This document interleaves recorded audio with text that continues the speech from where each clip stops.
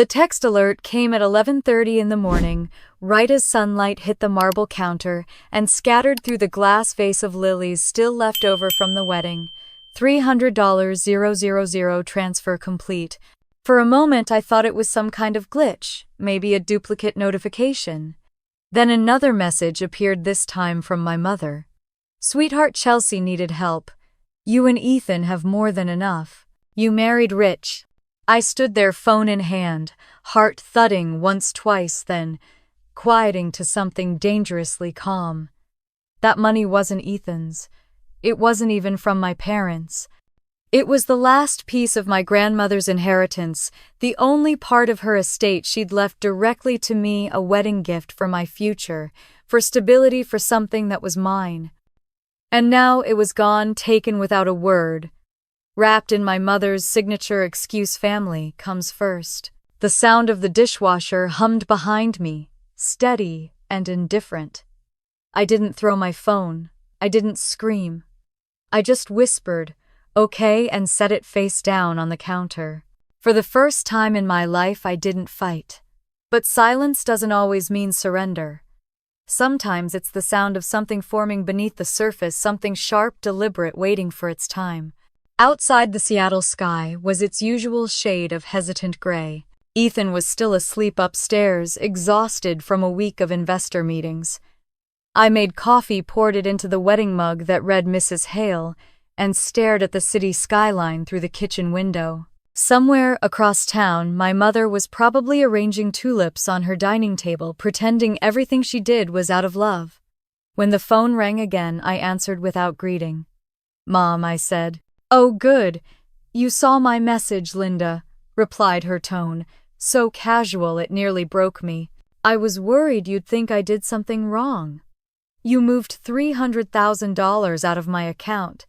Technically, it was your joint account with me, remember, from when you were finishing grad school. We just never closed it." I gripped the counter. "You used my wedding gift to pay off Chelsea's debt.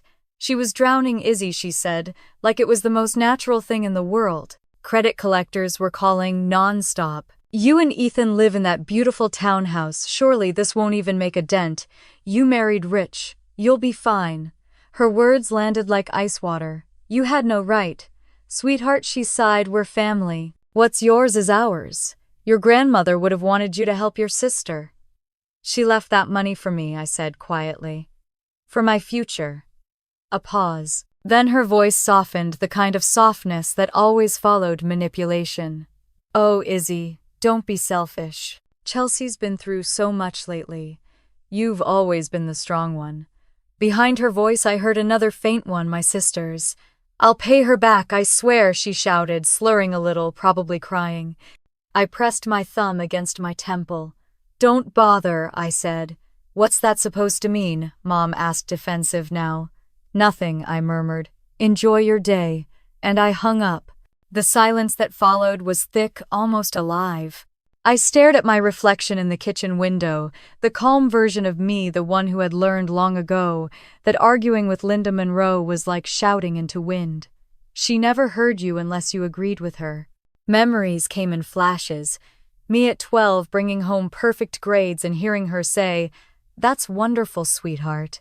Did you see the flowers your sister painted for her art show?" Or at 17 working weekends to save for college while Chelsea maxed out Dad's credit card for creative supplies? I'd been raised to clean up after other people's messes and call it love.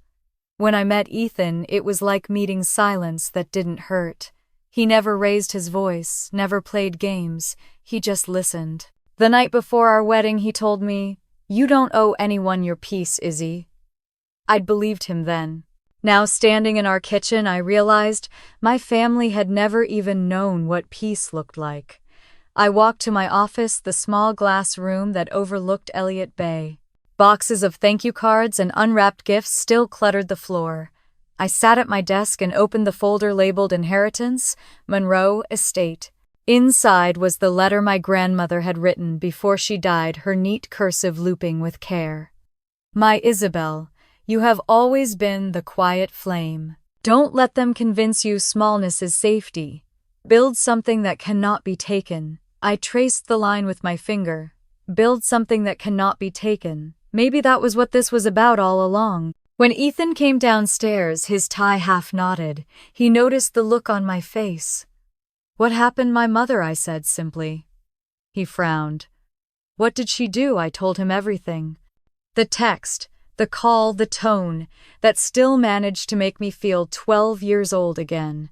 He listened without interrupting, his jaw tightening with every word. When I finished, he leaned against the counter, hands in pockets. "You want me to handle it?" I shook my head. "No. If I fight her, she wins." He looked confused. "How?" "Because she'll make me the villain for defending myself." I took a slow sip of coffee. "I'm not playing her game anymore." Ethan hesitated. "So, what do you want to do?" I turned toward the window, where the bay shimmered under weak sunlight. "Nothing," I said softly. "For now." He nodded slowly, understanding that tone, the one I used when I was already planning something. "You sure?" I looked at him, my voice steady. "She thinks she took my gift," I said. "But really, she just gave me one." That night, while Ethan slept, I opened my laptop and stared at the spreadsheet from my old firm. The numbers danced across the screen: debt ratios, equity loss. I thought about Chelsea's spending, Mom's justifications, the way they both hid behind excuses of love and loyalty.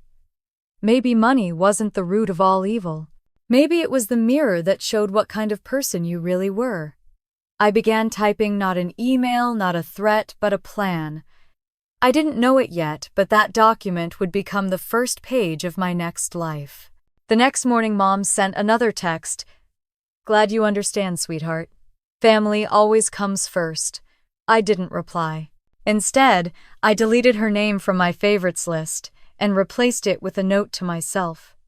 "Remember this feeling, the quiet before the rebuilding, the beginning of something that will make them see what they chose to ignore." Outside, rain began to fall softly against the window. The lilies on the counter leaned toward the light, still beautiful even as they began to fade. The next morning, I woke before the sun, sitting on the edge of the bed, staring at the faint blue light leaking through the curtains. The house was quiet except for the hum of the fridge downstairs and the faint ticking of the wall clock. Ethan was still asleep, his breathing slow and steady beside me. I wrapped a blanket around my shoulders and walked to the window. Seattle was gray as always, the kind of gray that held its breath before rain. I watched a ferry crawl across the bay and thought about the message my mother had sent the day before. The words wouldn't stop echoing. "You married rich," as if love and hard work were some sort of safety net for other people's recklessness. I made coffee, but didn't drink it. The steam rose warm against my face, then vanished. I sat at the kitchen table, tracing the wood grain with my thumb, remembering the first time my mother called me the strong one. I was 8. Chelsea had broken her favorite porcelain vase while playing dress-up, scattering shards across the living room rug. Mom yelled once, sharp as thunder, and Chelsea burst into tears, wailing like the world had ended. Then, just like that, Mom's voice softened. "It's okay, sweetheart," she said, brushing hair from her face. "Accidents happen." She turned to me, eyes tight. "Isabel, be a good sister. Help clean this up before your father comes home." I remember kneeling on the rug, picking up tiny glass pieces, a slice opening on my palm. Blood welled small and bright. Mom didn't notice. She was hugging Chelsea, murmuring something about forgiveness. That night, when I showed her the cut, she kissed it absently and said, "You're my tough girl." I learned early that pain only mattered if it made noise. By the time I was a teenager, I had stopped trying to make any. Chelsea was the golden one, loud, radiant, effortless. She'd get a C in algebra and Mom would laugh. Numbers just aren't her thing. I brought home straight A's every semester and heard, "Well, of course you did, darling. You're the practical one." Dad stayed out of it, buried in newspapers and sports commentary. My accomplishments became part of the wallpaper, noticed, but only when they were missing. One night during senior year, I sat at the dinner table holding an envelope from Columbia's pre-college program. I had been accepted with a partial scholarship. My hands trembled as I waited for a pause in conversation. Chelsea was talking about her art show, waving a fork like a conductor. When she paused for air, I said I got in. Mom blinked. Got in where? Columbia? The summer program. Oh, she said, smile polite but thin. That's nice. Did you see Chelsea's painting in the paper? They said her color work was very mature. I remember laughing under my breath quietly enough not to be heard. That was the moment I stopped expecting applause. In college, the pattern followed me like a shadow. I worked 2 jobs, one at the library, another tutoring freshmen in statistics. Every few weeks, Mom called, but the conversations were never about me. Chelsea's moving into a new apartment, she'd say, or your sister's having a rough time with her boyfriend. I'd listen, nod, transfer money when needed. Once she ended the call by saying, "You're such a blessing, Isabel. I don't know what we'd do without you." I hung up and cried in the campus library bathroom because it sounded less like gratitude and more like ownership. By 23, I had learned the quiet art of disappearing while still being useful. I helped with bills when Dad got laid off, covered Chelsea's rent twice, and sent Mom gift cards when she complained about grocery prices. Each time I told myself it was temporary, that eventually they'd see I was trying to hold everything together. But the truth is, they liked it that way. I was the invisible glue, reliable, flavorless, and taken for granted. When I met Ethan, everything shifted. He wasn't like them. He noticed small things, the way I held my coffee cup, how I went silent when someone interrupted me mid-sentence. On our 3rd date, he asked what I wanted most out of life. I said, to not feel like a replacement part. He didn't laugh. He just said, then stop volunteering to fix things that don't want to work. The memory of that conversation returned to me now as I stared into the untouched coffee on the counter. The difference between him and my family was that he listened without needing to rearrange the story. Later that morning, Dad called. His number flashing on the screen made my chest tighten. I answered anyway. "Hey Izzy," he said, voice rough from too many cigarettes. "Your mom's worried. Says you're upset." "I'm not upset," I said. "I'm done." A pause. "You know your sister's in a tough spot. Creditors' rent, life's expensive. So she steals mine. Don't start. It's family money. You know your mom just wants peace." I laughed softly. Peace is easy when you're not the one paying for it. He didn't reply. The silence on his end felt heavier than words. Finally he said, "Try not to hold grudges, kiddo. They only make you bitter." "Maybe bitterness is the only thing they can't take," I said, then hung up. The phone slipped from my hand onto the couch. For a long moment I sat there, eyes closed, listening to the city outside, the faint sirens, a barking dog, the world moving forward, as if nothing had changed. But something had. It wasn't rage or heartbreak. It was clarity, cold and bright as new glass. That afternoon I drove to Bellevue without telling Ethan. The neighborhood looked the same. Trimmed lawns, hanging flower baskets, a wind chime singing off-key. When Mom opened the door, her face flickered from surprise to forced warmth. "Izzy, you didn't say you were coming." "Didn't plan to," I said. She ushered me in anyway. The house smelled like lemon cleaner and tension. Chelsea sat on the couch in sweatpants, scrolling through her phone. Piles of unopened mail cluttered the coffee table. I stayed standing. I came to see the transfer paperwork. Mom frowned. "What paperwork?" "The one for the wedding account. The one you emptied." Her tone turned airy, almost amused. "Oh, honey, don't be so dramatic. It was for family." Chelsea glanced up defensive. "I said I'd pay you back." "With what I asked?" "Influencer discounts." Mom's voice sharpened. "Don't speak to her like that. You're making her feel guilty." The sentence struck like a memory I'd already lived too many times. I smiled, but it wasn't kind. Good.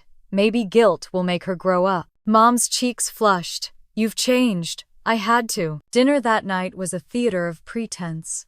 Mom poured wine, chattered about her company Ravenwood Interiors and how the new investors were interested. Chelsea scrolled through her phone, occasionally sighing. I cut my chicken slowly, every movement deliberate. At one point, Mom leaned across the table and said, "You don't have to worry about money anymore, sweetheart. You married well. You'll be fine." Chelsea smirked. "Must be nice." The laughter that followed wasn't cruel exactly, it was worse. It was dismissive. I set my fork down. You took my grandmother's money to clean up your mistakes. Don't tell me I'm fine. Mom's eyes narrowed. You've always been so sensitive. Can't you see this family needs harmony? I see it needs accountability. She sighed, dramatically reaching for her glass. You sound just like your father when he's being impossible.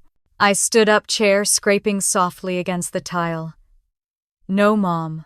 I sound like the person who finally stopped cleaning up after everyone else. Chelsea rolled her eyes. God, you're so dramatic. I looked at her, really looked. The glossy hair, the empty eyes, the constant need to fill silence with noise. For the first time, I didn't feel anger.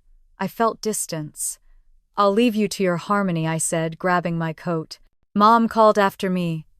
We love you, sweetheart. I didn't turn around. Outside, the air was cool, the smell of rain sharp and clean. I walked to my car, each step lighter than the last. The house behind me glowed through the windows, full of laughter that sounded like glass about to break. On the drive home, I thought of my grandmother's voice, build something that cannot be taken. Maybe I'd start tomorrow. When I pulled into our driveway, Ethan was waiting by the door, phone in hand. You okay? He asked. I nodded, though I wasn't sure if it was true. What did they say? Nothing new, I said. They never do. He reached for my hand. You don't have to keep fixing them. I know, I said softly. But this time I'm not fixing. I'm building. That night I couldn't sleep. I lay awake listening to the rain, the rhythm soft against the windows. For once it didn't sound lonely. It sounded like preparation. Like something in me had finally stopped waiting for permission to begin. A week passed before anyone from my family called again. I had started sleeping better, waking up earlier, forcing myself to jog along the waterfront just to remember what movement felt like. Seattle mornings were always gray, but lately that color felt like neutrality, not sadness. When the phone rang that Tuesday afternoon, I already knew the number. My father's voice carried the same mixture of guilt and exhaustion as always. Your mother's worried, he began. Things got a little out of hand with your sister. You know how she is. I let silence stretch between us until he filled it. The creditors started calling again. There's talk of a lawsuit from one of Chelsea's old sponsors. Your mom's been handling it, but it's messy. She's still paying her bills, isn't she? I asked. Well, she's trying. She's using what she can. The wedding money helped. The words landed heavy. Dad, I said slowly. Do you even hear yourself? He sighed as if I was the one making things complicated. You know your mother. She just wants peace. Peace. That word again, their favorite shield. I ended the call before he could say it a third time. The quiet afterward was suffocating, but it also felt like space to finally breathe. That night, I opened my laptop and searched Chelsea's name. It didn't take long to find her Instagram. Thousands of followers, pictures of lavender lattes, candlelit dinners, captions about manifesting abundance. Her bio read creative entrepreneur, self-love advocate, helping women find balance. The irony made me laugh out loud. Scrolling further, I found posts about partnerships with clothing brands, makeup lines, travel agencies, all of them promoting a life she didn't actually live. The comments underneath were full of admiration, people thanking her for her authenticity. My stomach tightened.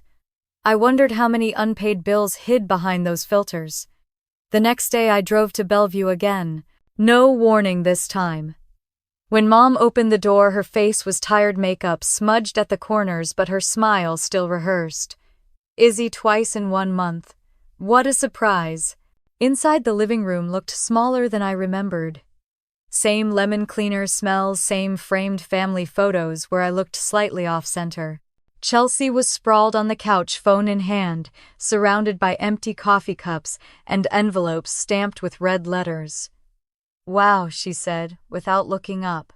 Didn't expect to see you again so soon. I came for the paperwork, I said. Mom's smile thinned. Oh, sweetheart, not this again? Yes, this again. I want to see the documents for the account transfer. My account, Chelsea muttered. You really can't let things go, can you? I turned toward her.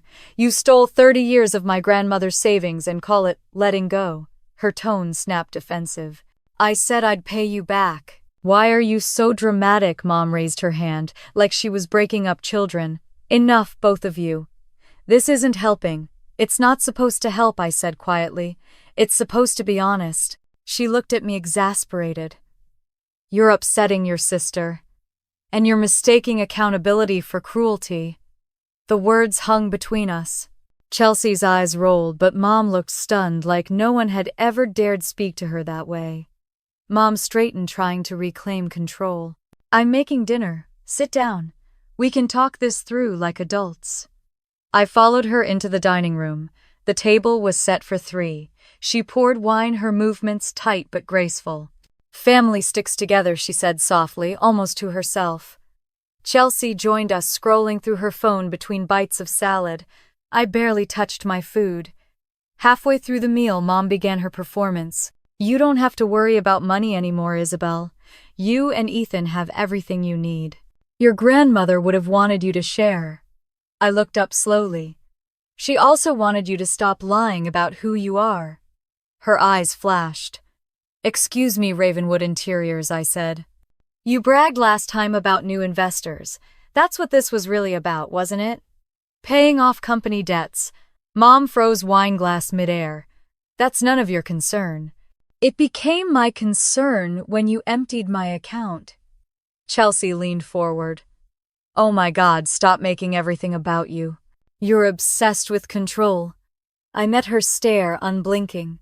Control, that's rich coming from someone who can't keep a credit card under its limit. Enough, Mom slammed her glass down. You sound ungrateful. You've always been so serious, so cold. Can't you see your sister needs compassion? I pushed my chair back slowly. She's had compassion her whole life, Mom.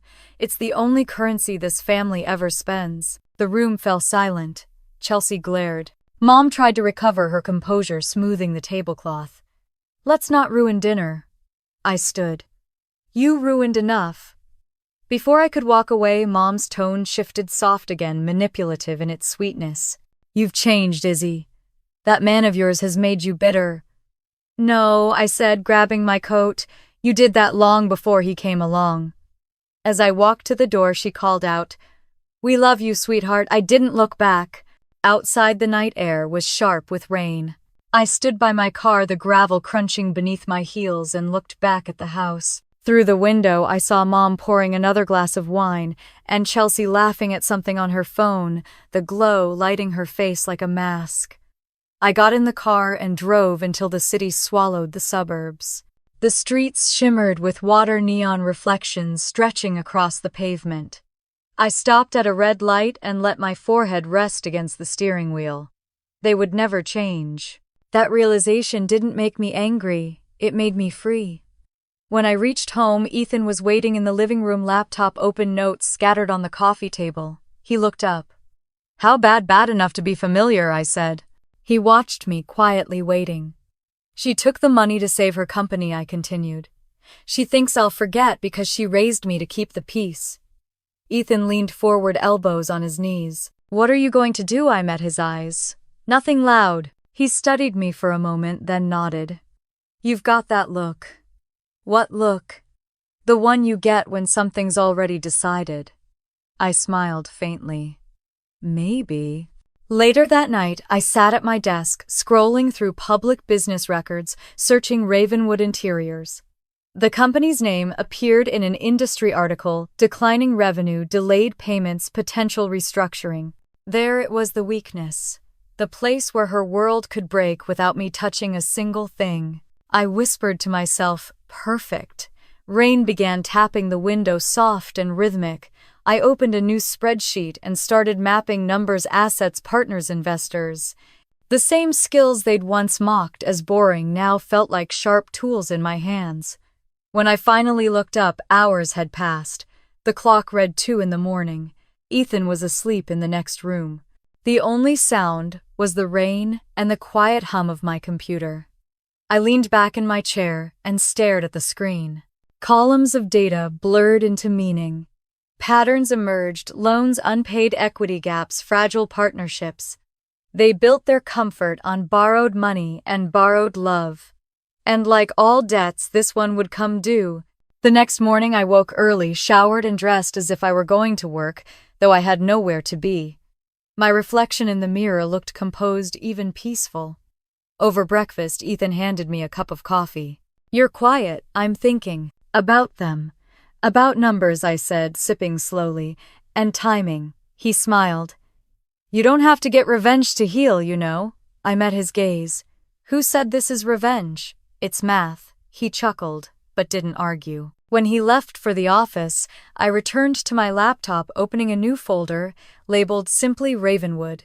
Inside, I saved every document, every public file I could find. I didn't know yet exactly what I'd do, only that I would. By noon, I had built the first blueprint of something that felt powerful, a plan shaped not by rage but by logic, the same logic they'd dismissed all my life. They thought silence meant defeat. They forgot silence can echo. 2 weeks later, the final betrayal came in a plain white envelope. I found it in the mailbox on my way back from a morning meeting. The return address read Callahan and Myers Estate Law, the same firm that had handled my grandmother's will. My pulse quickened as I tore it open right there in the driveway. The letter was short and formal, confirming the liquidation of my remaining trust account. Per authorization, signed by Linda Monroe, co-trustee, the sum of $300,000 has been withdrawn for emergency family debt reconciliation. The air around me felt too still. I read the letter twice, 3 times. My mother had drained what was left, the last of my grandmother's gift, the last piece of anything that was meant to be mine. Not an accident, not a misunderstanding. A theft wrapped in legal language. Inside the house, sunlight spilled across the floor in long yellow strips. I dropped the letter on the counter and stared at it. The words blurred until they looked like water. My mother had used my grandmother's signature once to sign a field trip form years ago. I remembered her saying she wouldn't mind. Now she'd done the same thing, except this time it wasn't permission, it was erasure. I sat down, resting my forehead on my hands. The smell of coffee lingered in the air. My chest tightened, not from rage, but from the kind of grief that had no outlet. I thought of my grandmother in her hospice bed, whispering to me between shallow breaths, "Promise me, you'll build your own life. Don't let them borrow it." That was the moment something in me broke cleanly, like a wire snapping. I picked up my phone and dialed my mother's number. She answered cheerfully. "Izzy, I was just about to call you." "Did you see the notice?" "I saw it," I said flatly. "Oh, good. I was worried you'd be confused." "Confused about what?" "The trust withdrawal, of course. I meant to tell you sooner, but things have been so hectic with Chelsea's car situation." I gripped the phone tighter. "You used my money to buy her a car. Technically, it was a repayment for what she lost when the old one got repossessed. She needs reliable transportation for work." "For work," I repeated. "She doesn't have a job." "Influencing is a job," my mother said, laughing lightly as if that ended the discussion. "You married rich, Izzy. You'll never have to worry. Be grateful you can help." The sound that came out of me wasn't quite a laugh. "You had no right." "Oh, sweetheart," she said, slipping into that tone. I'd known my whole life the one that made wrong things sound reasonable. We're family. What's yours is ours. Your grandmother would have wanted you to help." "No," I said quietly. "She wanted you to stop taking." There was a pause long enough to hear her breathing change. Then softly, "Don't start this again, Isabel. You've always been dramatic when you feel left out." Left out. That was the story of my life, with her left out of praise, of affection, of being seen. I hung up before she could say more. The house seemed to vibrate with silence after the call. I walked to the bathroom, turned on the faucet, and leaned over the sink. Water poured hard and cold. I let it run just to drown the noise inside my head. Then I whispered to my reflection, "Never again." The tears came quick and soundless, then stopped as if something inside me had closed for good. I looked at my face in the mirror, pale, tired, but steady. My eyes looked like hers, but colder. I pressed my palms flat against the counter and took a long, slow breath. When Ethan came home that evening, I was still sitting at the kitchen table. The letter was open in front of me, surrounded by legal documents and bank statements. He looked from the mess of papers to my expression and said, "What happened?" My mother drained the rest of the trust. All of it, every cent. He stepped closer, his voice gentle. "Do you want me to call someone, a lawyer?" I shook my head. "Not yet." "Then what are you going to do?" I stacked the papers, neatly aligning the edges, as if order could make sense of chaos. "I'm not sure. But I'm done asking them to see what they've done." He crouched beside me, his hand resting lightly on my arm. "Izzy," he said, "you don't have to fight her alone." "I'm not fighting," I said, and meant it. "I'm done fighting, I'm calculating." He frowned, unsure what that meant, but he didn't press. Later that week, Mom called again. This time, her voice was syrupy, almost triumphant. "We're having brunch Sunday. The family could use a reset. Come home, let's put this behind us." "I'll be there," I said. Ethan gave me a look when I told him. "Are you sure?" "I just want to hear them say it to my face," I replied. Sunday arrived bright and deceptive. The sky was clear, the air sharp with autumn. When I pulled into their driveway, there were extra cars parked outside. Extended family, I guessed. The perfect audience. Inside, laughter spilled from the dining room. My father sat at the head of the table, a newspaper folded neatly beside his plate. Chelsea was dressed like she was hosting a talk show, white blazer, perfect hair, that polished innocence she wore like armor. Mom greeted me with a tight hug that smelled of perfume and guilt. "You made it," she said, voice too bright. "I said I would." "Good girl. Come sit. We're celebrating." "Celebrating what family?" she said, with a smile that didn't reach her eyes. I took a seat at the far end of the table. The food looked perfect, the kind of meal people took pictures of for social media. Chelsea was in the middle of a story about rebranding her wellness brand, and everyone nodded as if she were a CEO. When the toast began, Mom stood, glass raised. "To my beautiful daughters," she said warmly. "Chelsea, who's building something wonderful, and Isabel, who's made us all so proud. We're truly blessed." Chelsea grinned. "And cheers to Mom for always keeping this family together." The clinking of glasses echoed. I didn't move. Then Chelsea turned toward me. "And cheers to my big sister, the rich one. Couldn't have done it without you." Laughter rippled around the table. Mom added, "She's not wrong. You've been very generous. It's good karma, sweetheart. The universe rewards kindness." I set my glass down carefully. "You mean theft?" The laughter died. Mom blinked. "Excuse me, the trust money," I said. "You stole it." Gasps. My father muttered something under his breath. Chelsea's face turned defensive. "Wow, you're really doing this here." "You wanted me here," I said. "I came." Mom's voice hardened. "We will not make a scene." I looked around the table at the faces, pretending not to know what was happening. "You already did." Chelsea leaned forward, her smile sharp. "You think you're better than us now, because you married a man who can actually pay the bills." I met her gaze, unflinching. "No, I think I stopped mistaking your chaos for love." The silence that followed was complete. Even my father didn't look up. Mom recovered first, forcing a laugh. "She's just tired. Isabel's always been sensitive. You know how she gets." I pushed my chair back. "Sensitive is what you call someone who notices." Mom's smile faltered. "Don't walk away, Izzy. We're family." I stood looking down at her. "No, Mom, we're evidence." I turned and walked out. The sound of my heels on the tile echoed through the house. Outside, the air felt clean, raw, alive. At the car, I stopped and looked back once. Through the window, I could see them still seated, frozen in that perfect tableau of denial, wine glasses, half full, mouths half open. I started the engine and drove away. The further I went, the lighter I felt, like every mile peeled away another layer of noise.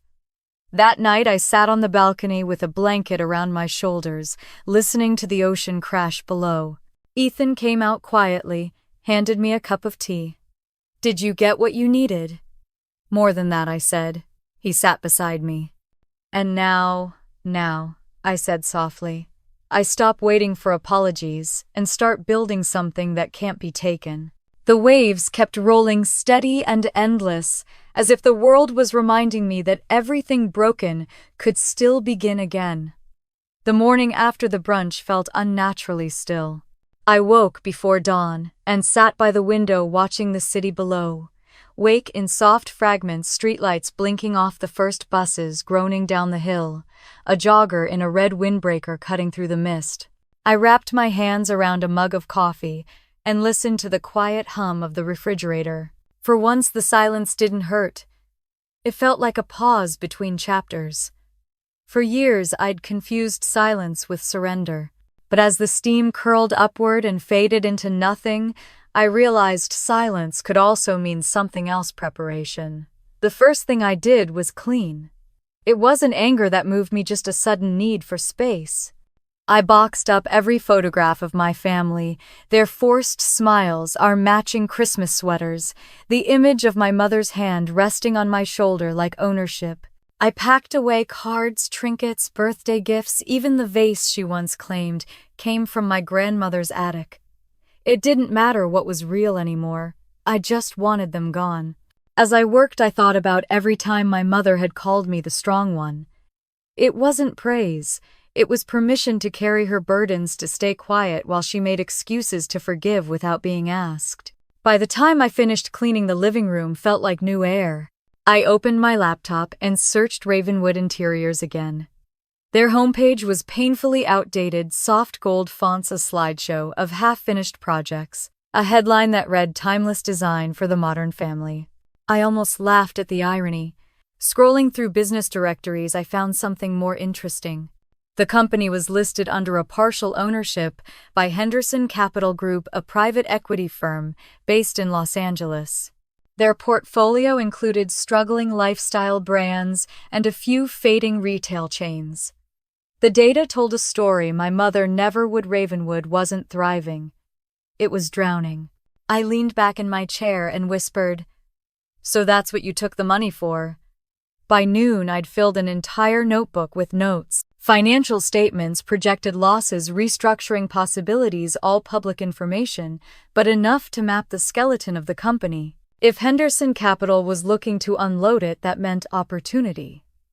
That evening, Ethan found me still typing, eyes fixed on the screen. "You've been here all day," he said softly. "I'm working on something." He glanced at the spreadsheet. "Ravenwood? Yes. Is this about your mom?" I shook my head. "It's about balance." He studied me for a long moment, the way people look at someone standing on the edge of something. "Izzy, you don't have to do this. You can let it go." "I already let it go," I said, closing the laptop. "Now I'm just learning what silence can build." That night I couldn't sleep. The rain came softly at first, tapping against the windows, then harder, like the sky was trying to remind me what noise sounded like. I walked into the office and opened the window, letting the cool air fill the room. I took out my grandmother's old letter, the one I kept tucked in a leather notebook. "Build something that cannot be taken." The next morning I began. I called Tanya Brooks, a woman I'd once worked with at my old finance firm. She was sharp, fearless, and most importantly, discreet. We met at a quiet cafe near Pike Place, where the smell of espresso mingled with salt air. Tanya arrived in a gray coat and a smile that could cut glass. "I was surprised to get your message," she said, sitting down. "You vanished after the wedding.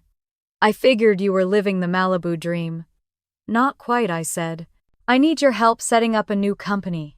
A clean LLC, no personal identifiers." Her eyebrows lifted slightly. "Sounds mysterious." "Let's call it Morena Group," I said.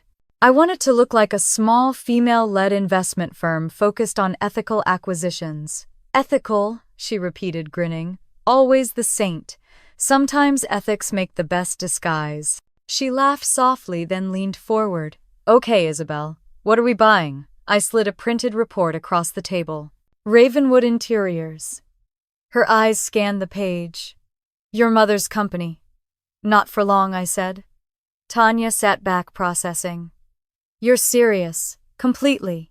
She studied me a moment longer, then nodded slowly.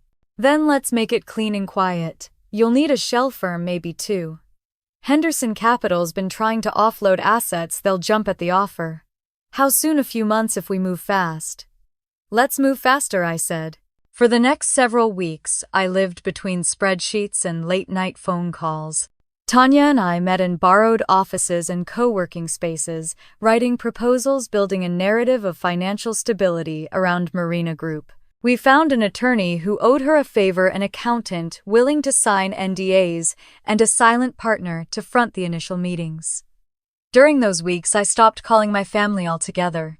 They didn't notice. Meanwhile, my mother kept posting photos from her company events on social media, smiling with her team, raising glasses of champagne, quoting leadership books she'd never read. Gratitude is the key to abundance, one caption read. I stared at it longer than I should have. Gratitude had never been her key to anything. Control was. At night, when I was too tired to think, I'd lie awake beside Ethan and listen to the city breathing outside. You're not sleeping again, he said one night. I'm building, I whispered. Building what? Something that can't be taken. He didn't ask again. Weeks blurred into months. Every move had to be calculated, every email precise. Henderson Capital was cautious but curious. They'd lost money on Ravenwood for years and were desperate to unload it without public embarrassment. Tanya played her role perfectly, calm, confident, convincing. Through Marina Group, we presented ourselves as saviors with vision. We believe in restructuring, not demolition, Tanya told them. I watched from across the table during one Zoom call, camera off, listening to the ease in her tone. When the meeting ended, she called me. They're interested. They want a proposal, send it, I said. After hanging up, I walked to the window and looked out at the skyline. The rain had stopped and sunlight reflected off the glass buildings like mirrors. In one reflection, I caught my own face, focused, unflinching. I didn't look away. By then, I had memorized every number tied to Ravenwood's survival. Supplier debts, late payments, fraudulent invoices signed under my mother's name. She'd been playing queen in a crumbling castle. One night I dreamed I was standing in that castle, walls made of glass, cracks spidering under my hands. I pressed my palm against them and felt them give way, the sound like a sigh. I woke up before it broke completely. The next morning I opened the Ravenwood file again and circled 3 words in red ink: buy, restructure, replace. Ethan noticed the note when he passed my desk. Replace who? He asked. I smiled without answering. By early spring, the first phase of the plan was ready. Tanya had secured initial agreements with 2 investors, and Henderson Capital wanted to meet in person. They're flying us to LA, she said over the phone. Final talks next week. Then it's time, I said. That night, I poured myself a glass of wine and walked to the balcony. The air smelled like rain and sea salt. Somewhere below, waves rolled against the shore in a steady rhythm. I thought about the word revenge. It felt too small now, too childish. What I wanted was equilibrium, a world where actions finally had weight. When I went back inside, I passed the shelf where I'd left the family photographs. The boxes were gone. I'd thrown them out that morning. I turned off the lights and stood in the darkness, listening to the hum of the house. Silence no longer sounded like waiting. It sounded like power gathering its breath. I whispered to myself, they think I've disappeared. And then softly, like a promise, they'll see what silence can do. The plane touched down in Los Angeles just after sunrise. From the window seat, the city looked like an endless sprawl of glass and sunlight, every street glinting like a blade. Tanya was already scrolling through her phone beside me, checking messages from the attorneys. They confirmed the meeting, she said without looking up. 11 a.m. at Henderson Capital, 8th floor. I nodded, my reflection caught faintly in the glass. I had tied my hair into a low knot, replaced my usual gold studs with small silver hoops, and put on a pair of clear lens glasses, a disguise not meant to deceive, just to distance myself from the woman they once dismissed. Marie Donovan, I said, quietly practicing the name I would use for the meeting. Tanya smiled. You wear it well. The drive downtown was quiet. Los Angeles smelled like ambition, warm asphalt, citrus, and exhaust. The streets were lined with billboards of faces smiling at things they didn't believe in. As we passed them, I wondered how many of those smiles were just survival and makeup. At Henderson Capital's lobby, everything gleamed. The receptionist led us through glass doors into a room filled with chrome white leather and cold air. A long window overlooked the city, the kind of view designed to remind you how small you are. I wasn't small anymore. Jason Lee, the senior partner handling Ravenwood's portfolio, entered with the polite arrogance of a man who expected to win every conversation. "Miss Donovan," he said, extending his hand. "Pleasure to finally meet you." His grip was firm. I matched it. "Likewise, Mr. Lee. Thank you for taking the time." We sat across from him as an assistant brought in coffee. Tanya took notes while I unfolded a slim binder filled with projections. "Morena Group is interested in Ravenwood Interiors," I began. "We believe in sustainable restructuring, reviving legacy brands with integrity." Jason leaned back. "Integrity? That's a nice word. But you do realize Ravenwood's been bleeding cash for 5 years," I smiled. "That's why it's available," he chuckled. "You're bold. Numbers don't reward timidity." Tanya hid a grin behind her pen. I continued flipping a page. "Your last quarterly filing shows rising debt-to-equity ratios, vendor dissatisfaction, and a 15% decline in client retention. But the core business still has value: the design team, the client list, the name recognition." Jason raised a brow. "You've done your homework." "I lived in its aftermath," I said, before I could stop myself. He didn't catch the slip, or maybe he did and didn't care. The rest of the meeting flowed like a chess match, offers, counteroffers, cautious admiration. By the end of the hour, Henderson agreed to preliminary terms. Jason extended his hand again. "You've got yourself a deal, Miss Donovan. Subject to due diligence."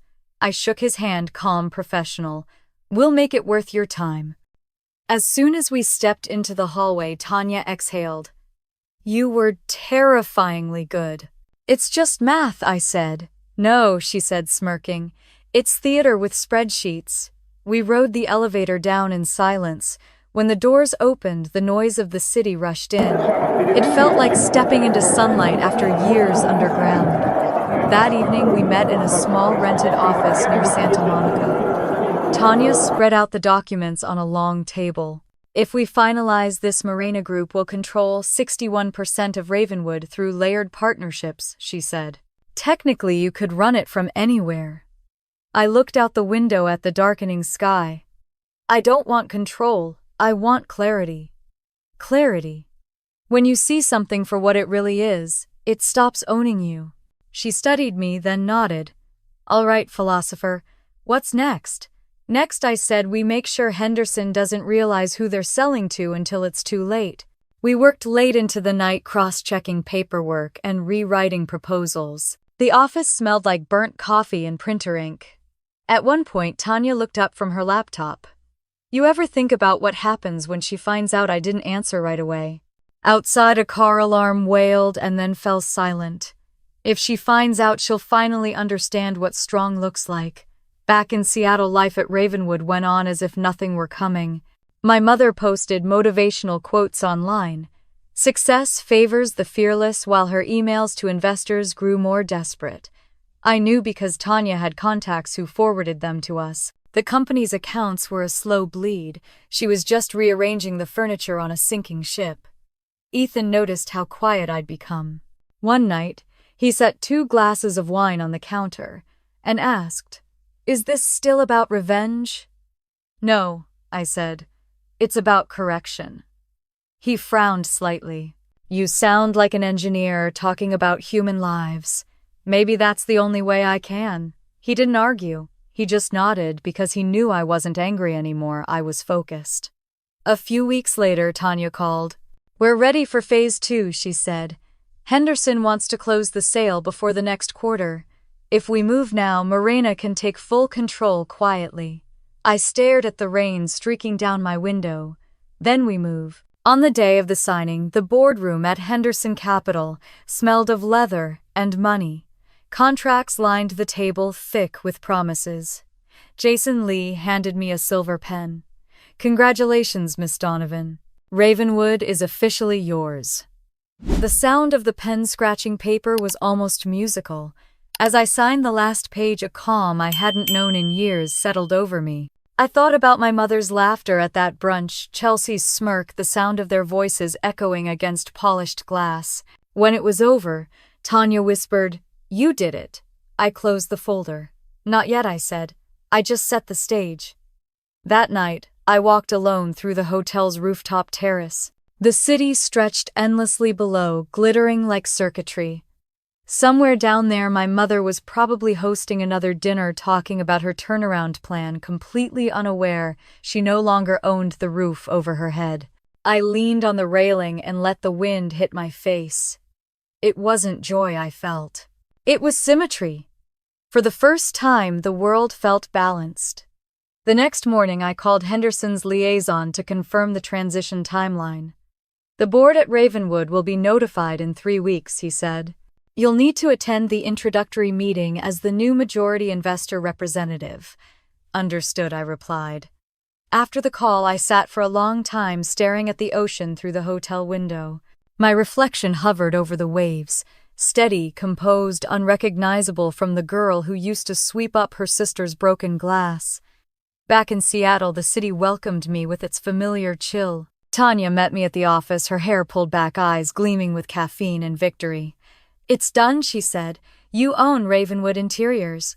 Legally, entirely quietly. I nodded, setting my bag down. "Good. Then, let's fix it before they know who broke it." That night, I didn't call my mother. I didn't even think about calling. Instead, I opened the file with the company's internal reports, budgets, staff performance, vendor payments. Buried deep in the data was her signature on several questionable expense forms. Personal trips labeled as client meetings. Executive hospitality invoices that matched hotel stays in Napa and Palm Springs. Evidence. I leaned back in my chair, fingers laced together. "She built her house on borrowed bricks," I murmured. "Now it's time to collect rent." The rain began again, tapping against the glass. I turned off the lamp and sat in the glow of my computer screen. It wasn't triumph I felt. It was inevitability.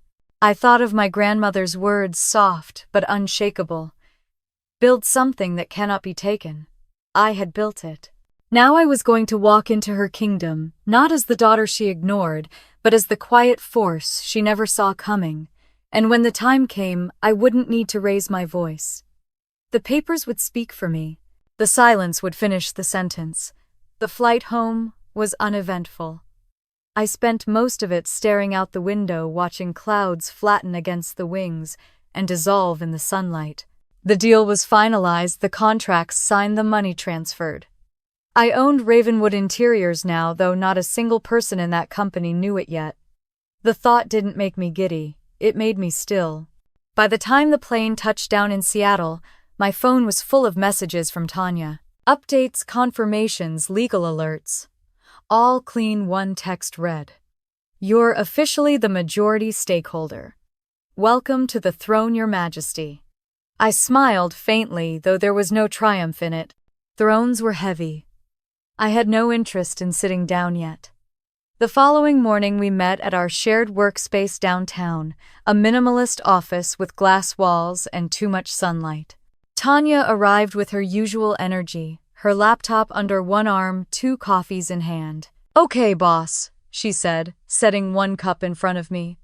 "You're officially running a sinking ship. Congratulations." I took a sip.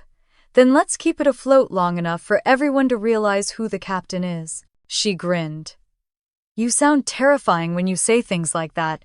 "It's just clarity," I said, "not terror." We reviewed the acquisition plan again, how Morena Group, through its layered shell companies, now controlled 61% of Ravenwood shares. How Henderson Capital had already cashed their exit fee, walking away quietly. It was all airtight. On paper, I was a ghost investor named Marie Donovan, an untraceable owner with no connection to the Monroe family. When we were done, Tanya leaned back in her chair, stretching. So when do you plan to tell her I didn't look up from the spreadsheet? When it matters. She raised an eyebrow. And when will that be? I smiled faintly. When she's sitting across from me and realizes the air has changed. That night I went home and cooked dinner for the first time in weeks. Ethan joined me in the kitchen, sleeves rolled up, cutting vegetables while I stirred the sauce. You've been quieter than usual, he said. Have I? Yeah. The kind of quiet that hums. I looked at him, the corners of my mouth lifting. That's the sound of gears turning. He studied me for a second. You really did it, didn't you? You bought the company. I nodded. Officially, yes. He set down the knife. So what happens now?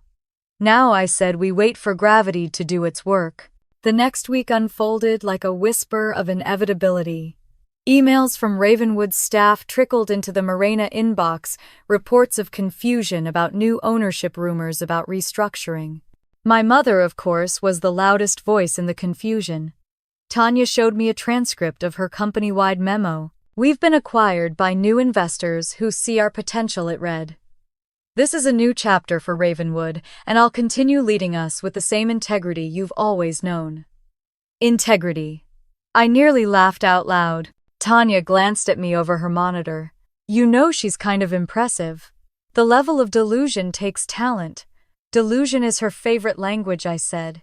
She speaks it fluently. While she postured and preened, I moved quietly.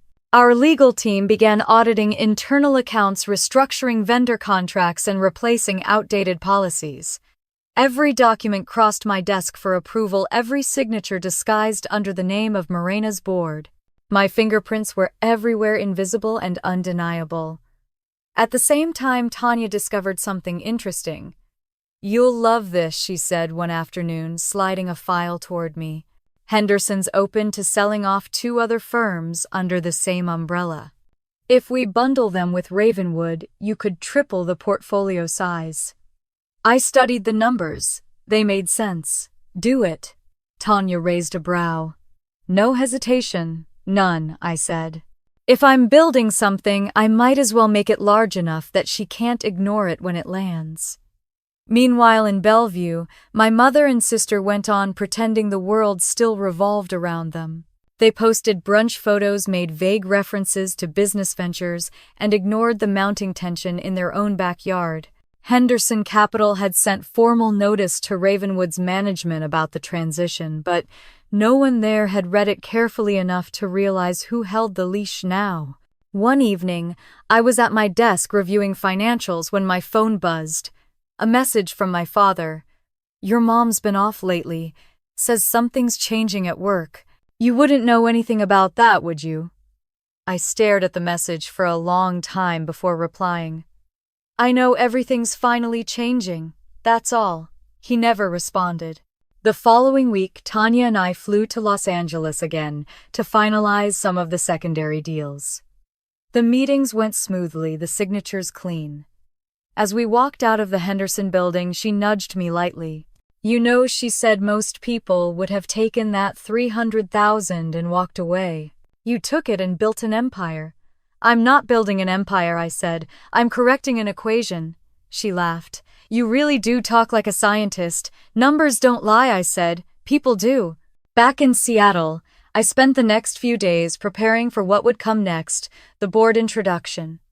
Henderson had scheduled the formal meeting with Ravenwood's executives and department heads to announce the new investors. It was set for Friday, 10 in the morning. My mother would be there. So would Chelsea, playing the role of company influencer, her title as hollow as the promises that had bought it. On Thursday evening, Tanya and I met in my office one last time. She brought a bottle of champagne. For tomorrow, she said, setting it on the table. You've earned this. I'll open it after, I said. After what? After the room goes quiet. Tanya tilted her head. You're not going to blow up, are you? No, that's the beauty of it. I smiled. I won't have to. That night I couldn't sleep. The rain came in soft sheets, steady and rhythmic. I walked through the dark house barefoot, trailing my fingers along the walls. Each step felt deliberate, like walking towards something I'd been waiting for my whole life. I paused by the window overlooking the water. The ocean was invisible, but I could hear its steady, endless shore. Ethan found me there an hour later. Nervous, he asked. Not exactly. Then what I'm thinking about tomorrow. He smiled softly. You're going to walk into that room and own it. I already do, I said. They just don't know yet. He laughed quietly and kissed my forehead. Remind me never to underestimate you. Please do, I said. That's when I work best. The next morning I dressed carefully. A charcoal gray suit, understated jewelry, my hair tied back. No perfume, no flash. I didn't want them to see glamour. I wanted them to see control. Tanya picked me up just after 8. She glanced over from the driver's seat, smiling nervously. Ready, more than ready. Marie Donovan, CEO of Morena Group, she said, pretending to read from a card. Investor strategist, mystery woman. I chuckled softly. Let's hope they like mystery.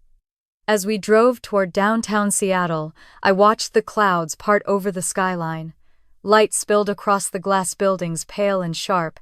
Somewhere, inside one of those towers, my mother was rehearsing another speech about leadership and legacy. She'd probably picked out her most expensive dress, the one she wore when she wanted to look powerful. She'd never look smaller than she would in an hour. Tanya glanced at me again. You okay? I'm fine, I said, just thinking about how long I've waited for silence. What do you mean? For years, silence was the punishment. Tomorrow it's going to be the weapon. The light turned green. The car moved forward. The city blurred past us, glass and steel and memory. For the first time I felt no fear, only symmetry. By the time we reached Ravenwood's building, the rain had stopped. The air was crisp, the kind that carried promise and consequence in equal measure. I stepped out of the car, smoothed my jacket, and looked up at the sign above the entrance, Ravenwood Interiors. The name no longer belonged to her. Tanya handed me the folder with the final ownership documents. You're sure you want to be there in person? Yes, I said. She deserves to see the end of the story she started. And as we walked through the glass doors into the lobby, every echo of the past, the lies, the favoritism, the silence fell away. All that remained was the truth waiting in the boardroom upstairs. Tomorrow had come. The call came just after 6 in the morning. I was halfway through my first cup of coffee when Tanya's name flashed on my phone. It's done, she said, her voice still rough from sleep. The final wire cleared overnight.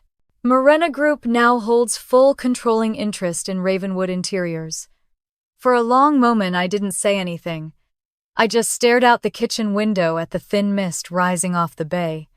So it's real, I said finally. It's real, she confirmed. You're the owner, Izzy. Every square inch of that company is yours now. The word owner didn't land like triumph. It landed like gravity. All right, I said quietly. Let's get to work. I spent the morning reviewing the documents. The pages were dense with signatures and seals, corporate jargon, and legal precision. Every clause meant something permanent. By the time I finished, my coffee was cold, and the sun was higher, cutting sharp lines across the table. I looked at the folder and thought, you have no idea who's standing over you now, Mom. At 10, Tanya stopped by the office. She tossed her coat over the chair and set down a box of pastries. You should be celebrating. I don't need to celebrate, I said, scanning a line on the contract. I just need to breathe. Fine, she said, sinking into the chair across from me. So when do you tell them I closed the folder? Tomorrow. Her eyebrows shot up. You're really walking into that meeting, yes. You could just stay behind the curtain, you know. Let me handle the introductions. I shook my head. No more hiding. She took enough of my name. She doesn't get to take my silence, too. Tanya leaned back, smiling slowly. You know you're terrifying when you're calm. The next day, I woke early. The sky was a pale gray, the kind that made the world feel suspended. I showered, dressed in a simple black suit, and tied my hair back. I didn't want to look like revenge. I wanted to look like consequence. By 9:30, I was downtown, sitting in the car outside Ravenwood's headquarters. Through the glass doors, I could see employees moving through the lobby, laughing, carrying coffee cups. None of them knew that everything above their heads had shifted. Tanya sat beside me, tapping her pen against a notepad. "You sure you don't want to send someone else in?" First, I looked at her steady. "No. I want her to see me walk through that door." We entered the building. The receptionist, a young man with bright eyes, smiled. "Good morning, Miss Donovan. The conference room is ready. They're expecting you." Expecting me. The irony almost made me laugh. The elevator ride felt longer than it should have. Tanya glanced at me, then at the mirrored wall. "You okay?" "I'm fine." She studied me for a second. "You don't look fine. You look peaceful." "I am," I said. That's what happens when the story finally catches up to itself.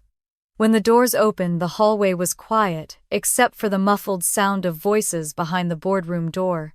I could recognize my mother's laugh even through the wall, sharp, confident, full of performance. Tanya placed a hand on my arm. "Last chance to change your mind." I smiled faintly. I already changed everything else. Inside the boardroom, the room fell silent as soon as the door opened. A dozen faces turned toward us, some curious, others cautious. My mother was at the far end of the table, dressed in a cream blazer, hair immaculate.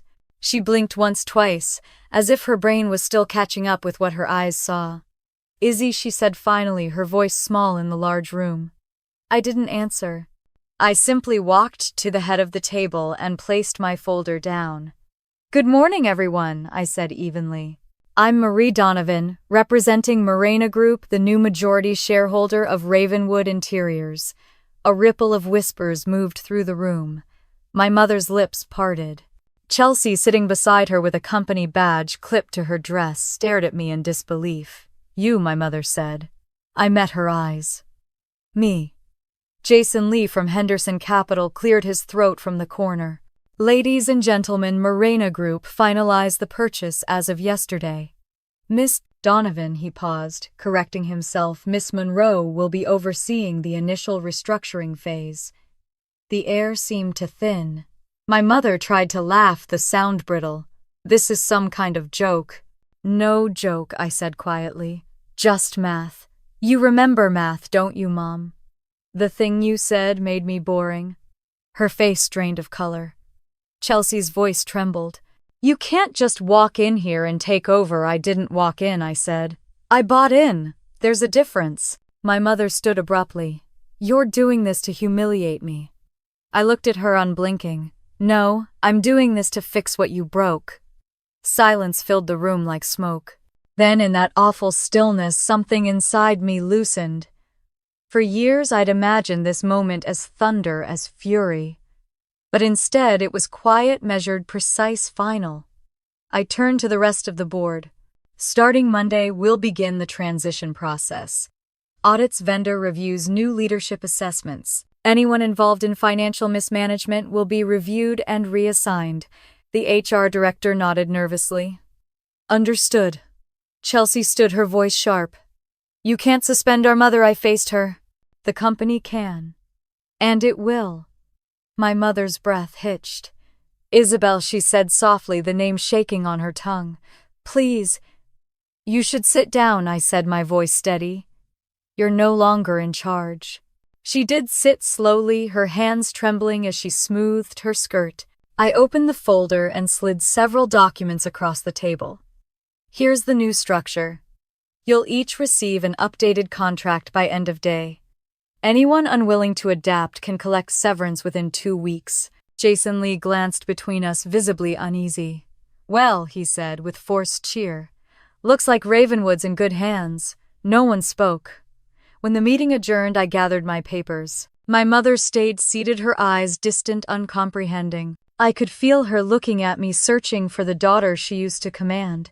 She wouldn't find her. As Tanya and I walked out, Chelsea muttered something under her breath. "You'll regret this." I turned just enough to meet her gaze. "Maybe. But at least I'll own my mistakes." "Can you say the same?" The hallway outside was brighter than I remembered. The elevator doors opened, and Tanya exhaled as soon as they closed behind us. "Holy hell," she whispered. "That was biblical." It was overdue, I said. Downstairs, the receptionist smiled politely as we passed. The city outside was loud with traffic, but I could barely hear it. Everything sounded softer now, muted and clean. Tanya stopped beside the car. "What now? Now," I said. "We rebuild." She hesitated. "And her? She'll watch." That night I didn't feel triumphant. I felt something quieter, heavier, more complete. I sat on the balcony, the folder beside me, and watched the city lights shimmer across the water. Somewhere across town, my mother was probably sitting in her own living room, trying to understand how everything she'd built had slipped through her fingers. I thought of her words from that brunch. "You married rich. You'll be fine." She was half right. I was fine. But not because of marriage, because I'd finally stopped waiting for her permission to exist. The ocean wind picked up cool and sharp. I closed my eyes and let it wash over me. For the first time in my life, I didn't feel like the strong one. I felt like the free one. The morning after the meeting, the world felt strangely quiet. I woke before the alarm sunlight spilling across the floor like it had something to say. The house smelled of coffee and salt air. For a moment I stood in the kitchen barefoot, half expecting my phone to buzz for someone to demand an explanation for the chaos to find me again. But it didn't. Instead, there was only the silence, the kind that follows an earthquake when the ground has finally decided to stop shaking. By 9, my inbox was full. Headlines, press inquiries, board updates. Tanya had already filtered most of them. She texted, "We'll handle the noise. Just breathe." I tried, but I couldn't stop picturing my mother's face from the day before, the disbelief, the tremor in her voice the moment she realized her throne had vanished. I didn't feel triumph. I felt release, like an invisible weight had been cut loose. At 10:30, Tanya called. "It's starting," she said. "The news is everywhere. Ravenwood Interiors acquired by Morena Group. Your name's not in it, obviously. But guess who's trending on Twitter? Chelsea right on cue. People are digging up her old posts, those fake philanthropy projects. Some are calling it karma. Karma doesn't need a spotlight," I said quietly. "Well," Tanya replied, "it has one anyway." I opened my laptop, scrolling through the coverage. The words blurred together: corporate scandal, leadership change, internal audit. They'd found hints of misconduct, old invoices signed in my mother's name, expense reports she couldn't justify. By noon, Ravenwood had released an official statement confirming her suspension. Tanya texted again. "You're trending too." Someone leaked the clip from the meeting. I hesitated, then clicked the link. There it was, the boardroom. My mother's shocked face, my calm voice saying, "You're no longer in charge." The video had been shared thousands of times. Comments flooded in, people speculating about family drama and poetic justice. I closed the laptop. "They were always good at telling stories," I whispered. "Now they finally have one worth repeating." By the afternoon, my father called. I stared at the screen before answering. "Izzy," he said, his voice measured, "your mother's not doing well. She's saying you set her up." "I didn't set her up," I said. "I just stopped protecting her. She's been crying for hours." "She should try years," I said before hanging up.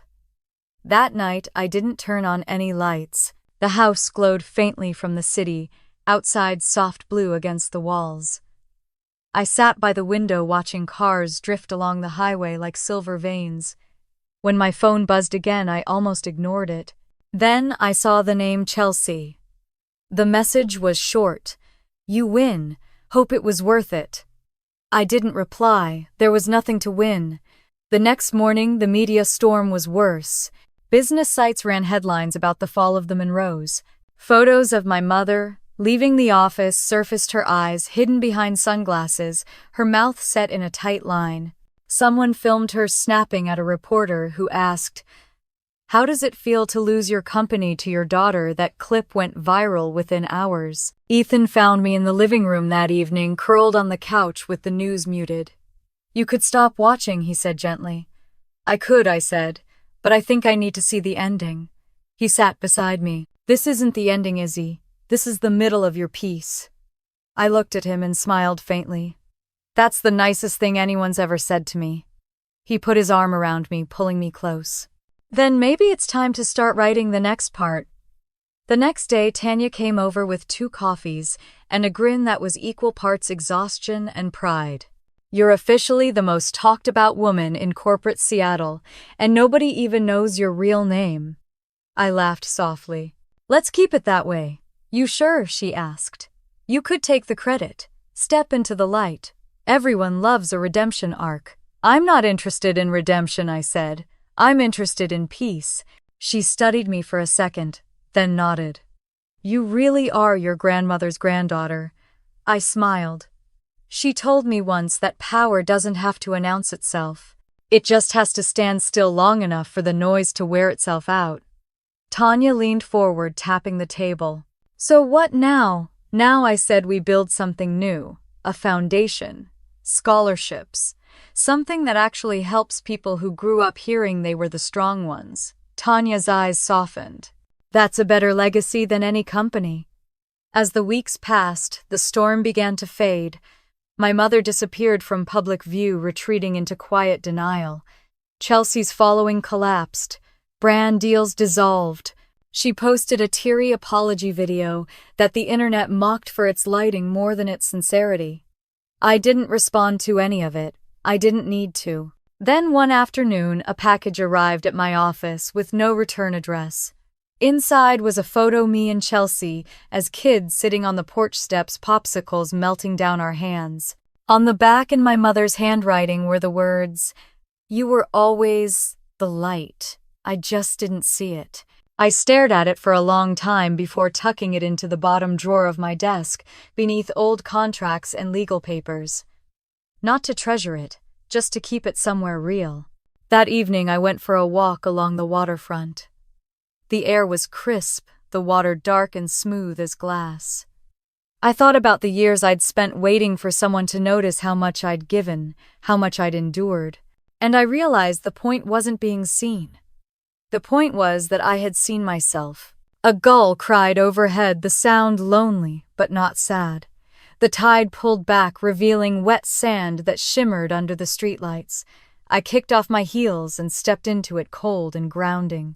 When I came home, Ethan was waiting on the couch with 2 glasses of wine. "To the quiet," he said, lifting his glass. "To the quiet," I echoed.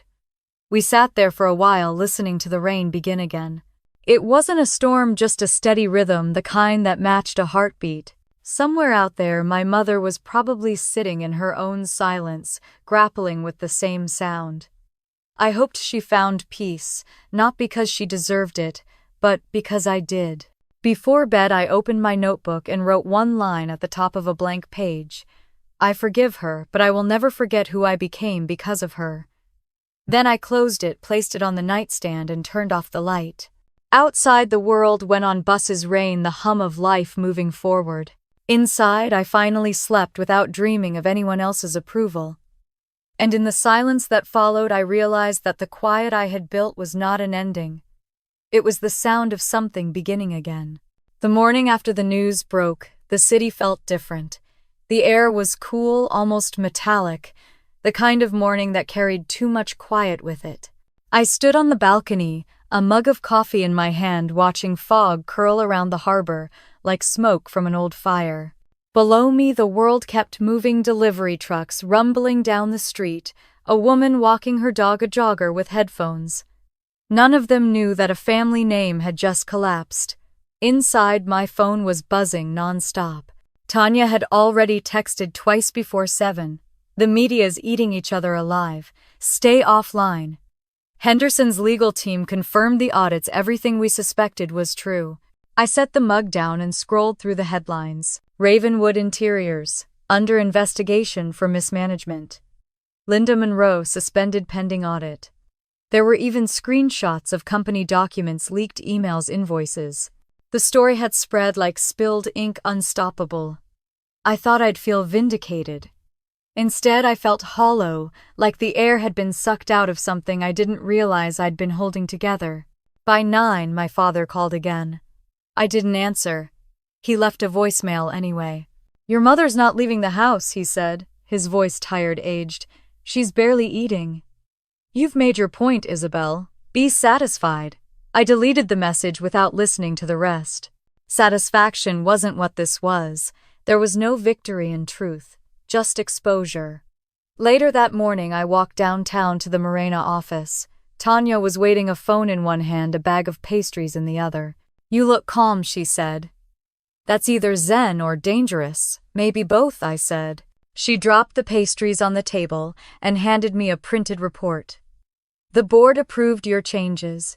Vendor payments are getting reorganized. And congratulations, the press is calling you the Phantom Founder.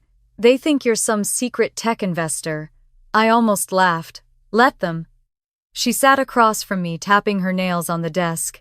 You sure you don't want to come forward, claim credit? No, I said. It's better this way. You mean safer.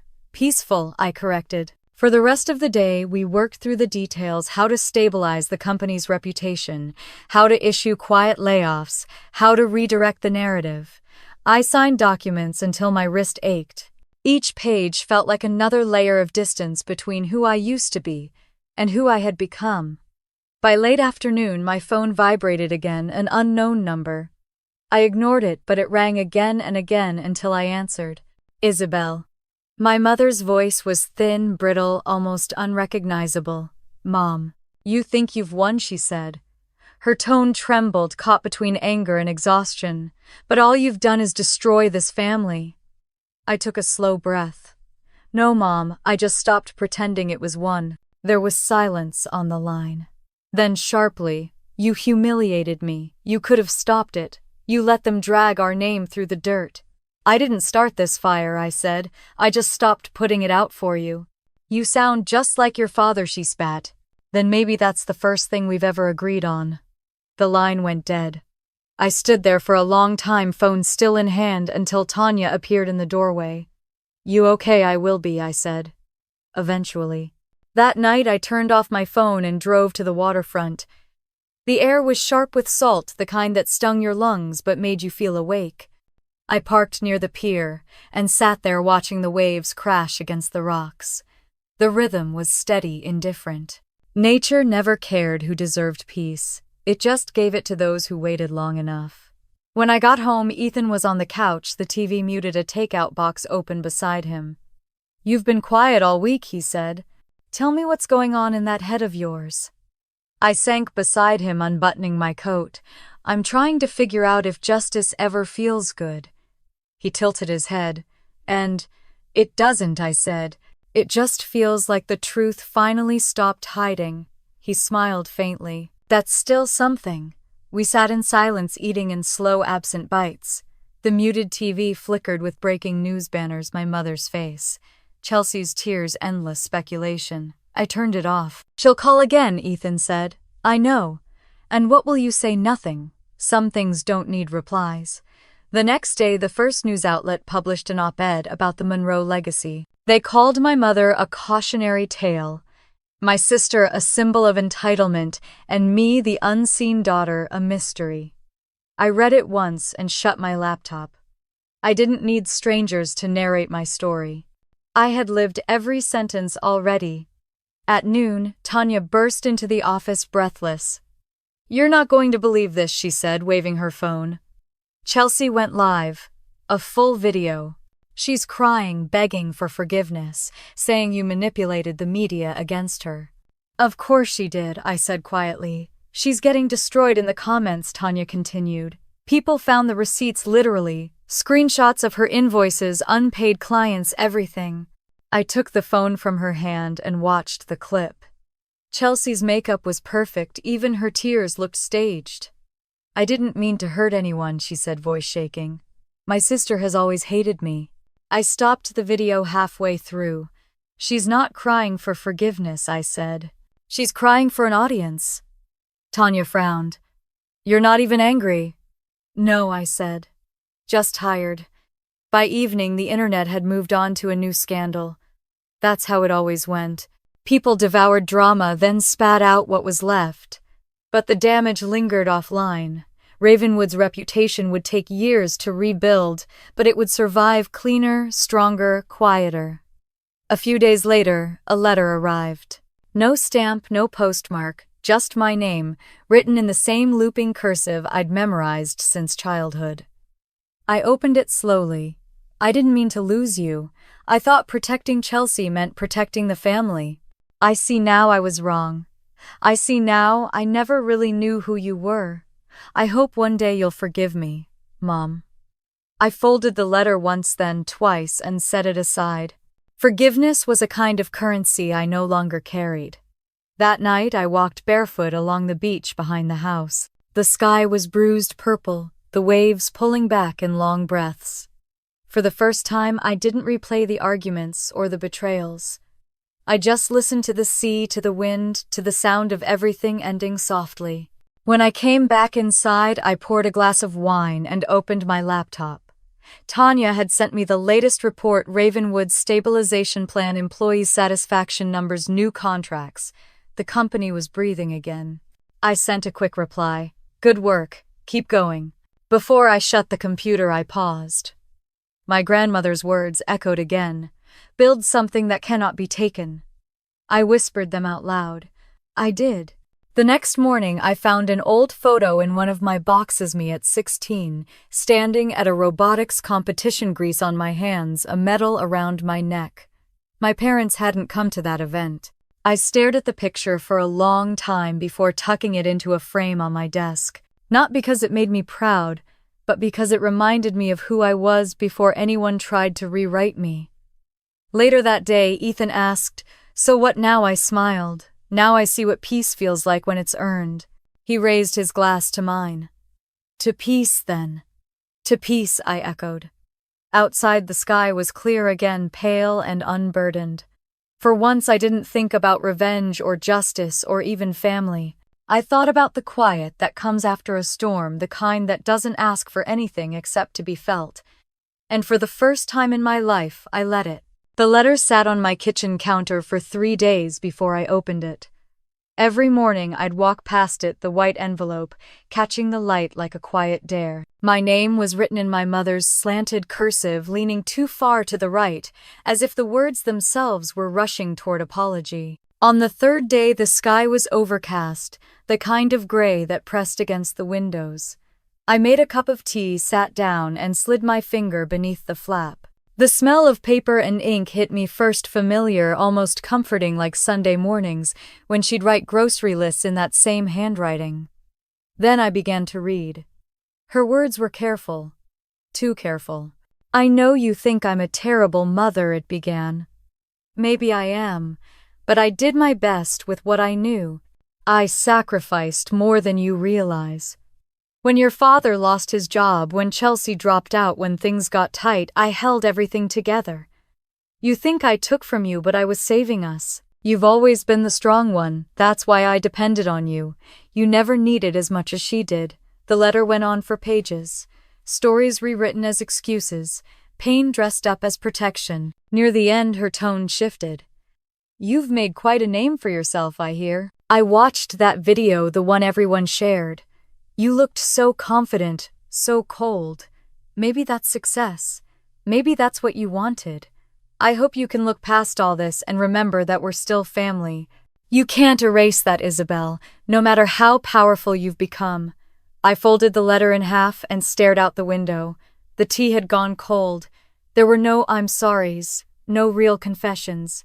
Just the same old script, her fear of losing control disguised as love. That night, I sat in the living room and took out my grandmother's letter, the one she'd written years ago on cream stationery. The paper was worn edges, soft from being handled too often. Build something that cannot be taken, she had written. And when they try, let them fail without your help. I set the 2 letters side by side on the table. One written in clarity, the other in desperation. I whispered, I forgive you, but not because you asked. The next morning, there was a knock on the door. I froze, half expecting Tanya, but when I looked through the window, I saw my mother standing on the porch in a beige coat, her hair tucked behind her ears. She looked smaller somehow, her posture uncertain. I opened the door. I shouldn't have come, she said softly. But I didn't know how else to talk to you. For a second, neither of us moved. The sound of the ocean hummed faintly in the background waves, hitting the rocks below the bluff. Come in, I said. She stepped inside, glancing around as though seeing my house for the first time. It's beautiful, she said, her voice trembling. It suits you. I offered her tea. She nodded, sitting at the kitchen island, fingers tapping against the counter. I read your letter, I said finally. She sighed. Then, you know how hard this has been for me. For you, I repeated. I'm not saying you were wrong, she continued quickly. I didn't expect you to hate me. I looked at her. I don't hate you. She hesitated as if she didn't believe me. Then why do you keep punishing me? I'm not punishing you, I said quietly. I'm just done playing the daughter who apologizes for being hurt. Her eyes filled with tears. You don't understand, Izzy. I was scared. I thought if I kept everything under control, money, reputation, your sister, you'd both have a future. I never meant for it to come to this. Maybe not, I said. But you chose her every time you had to choose. That's not true. Yes, it is. She pressed her lips together. You were different. Stronger. I thought you didn't need me. That's the part you never understood, I said. Needing someone doesn't make you weak. It makes you human. She wiped her eyes, trying to regain composure. I miss you, she whispered. I miss the idea of you, I said. The version I used to believe in. We sat in silence for a while, the sound of the kettle filling the air. When it whistled, I poured the tea and set a cup in front of her. She held it with both hands, staring into the steam. I sold a few things, she said suddenly. Some jewelry, some old furniture. It's not much, but she slid a folded check across the counter. It's for you. I thought it might help somehow. I looked at it but didn't touch it. You don't need to pay me back. I do, she said firmly.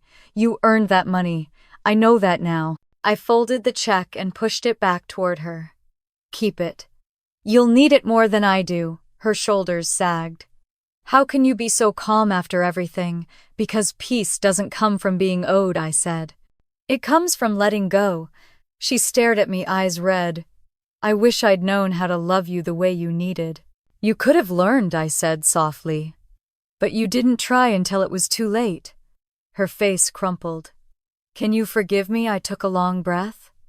I already did. But that doesn't mean we go back.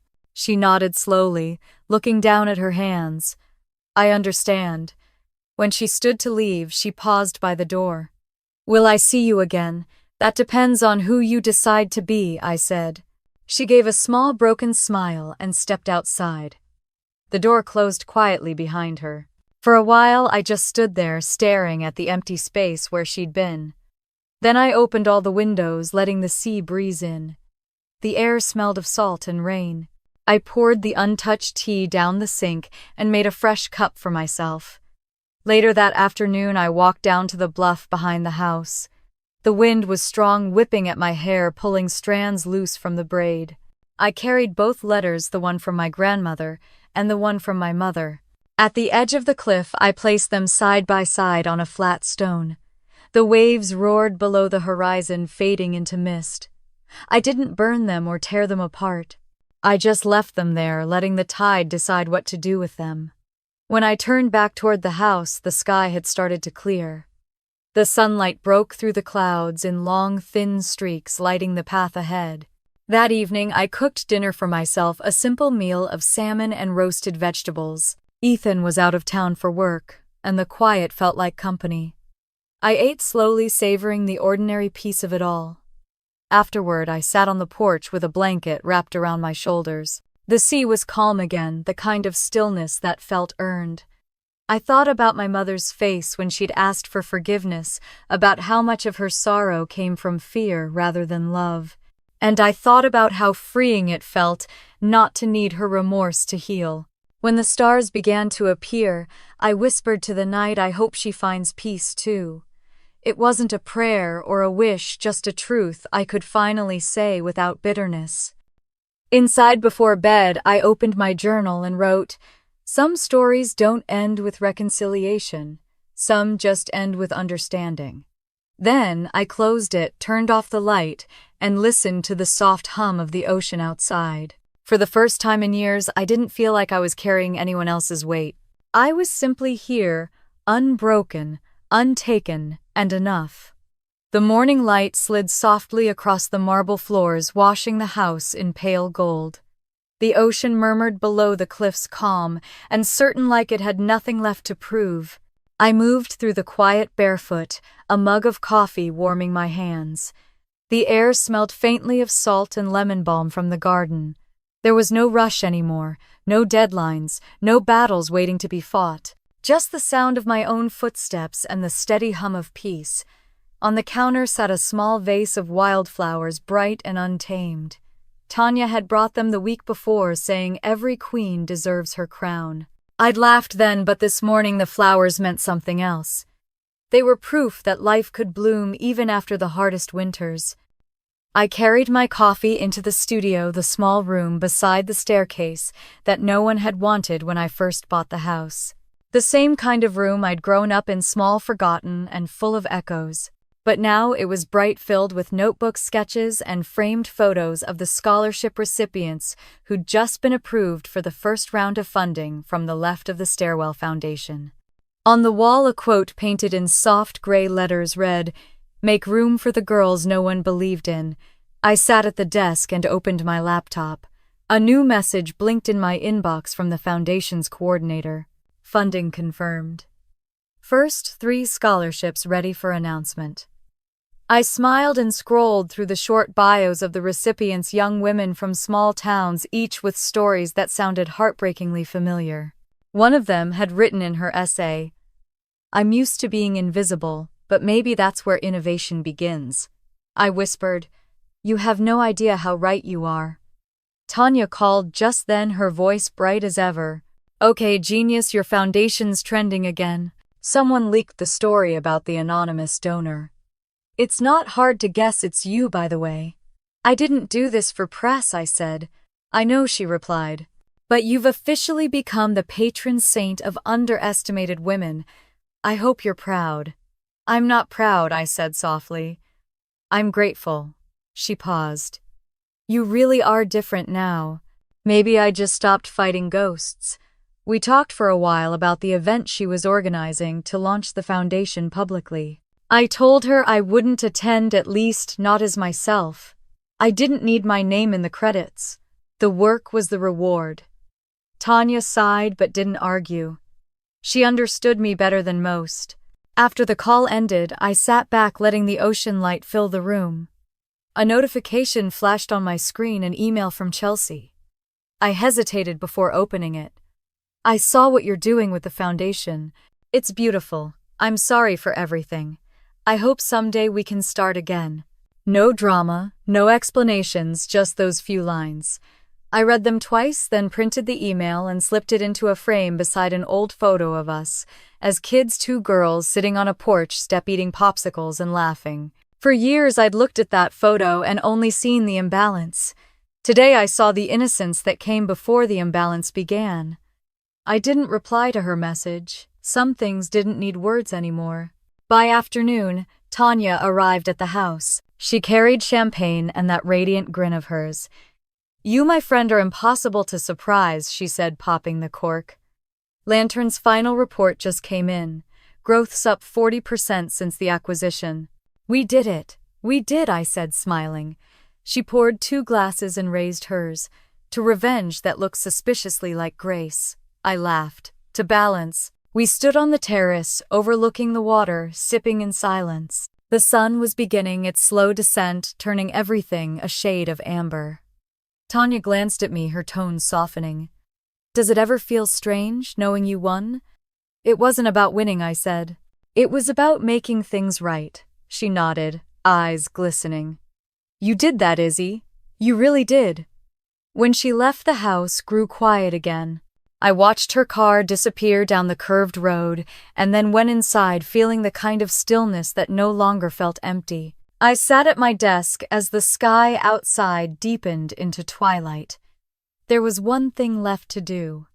I took out a sheet of thick cream paper and began writing a letter not to my mother, not to Chelsea, but to the girl I used to be. Dear Isabel, you were never invisible. They just couldn't see past their own reflections. You thought silence made you weak, but it was your armor. Every word you didn't say built the walls that now hold your peace. You have nothing left to prove. You are not who they said you were. You are who you became when no one was watching. I signed it with love from the woman you grew into. I folded the letter neatly and placed it in the drawer beside the photo from the robotics competition, the one where 16-year-old me stood grinning alone with oil on her cheek. Outside, the waves kept their rhythm steady as breath. I poured a glass of wine, stepped out onto the balcony, and leaned against the railing. The sea glowed silver under the moon, endless and forgiving. For a long time I said nothing. There was nothing left to say. Then quietly I spoke into the night. If you've ever been told you were too quiet, too strong, too much, or not enough, remember this. Silence isn't weakness. It's the space where you build the life they said you couldn't. The ocean answered with another wave, soft and sure. I took a deep breath and smiled, not at the past, not at the victory, but at the peace that had finally chosen to stay. Before going back inside, I looked once more at the horizon where the sea met the stars and everything felt possible. And if you're still here listening, maybe you know what I mean. Maybe you've built your own kind of silence, your own kind of strength. Tell me, have you ever had to rebuild yourself from the ground up? What did it teach you? I'd love to hear your story. And if this one spoke to you, stay a little longer. There are more stories waiting here about loss, about power, about the quiet ways we come back stronger. Sometimes the smallest voices carry the farthest, and sometimes silence itself is the loudest truth of all.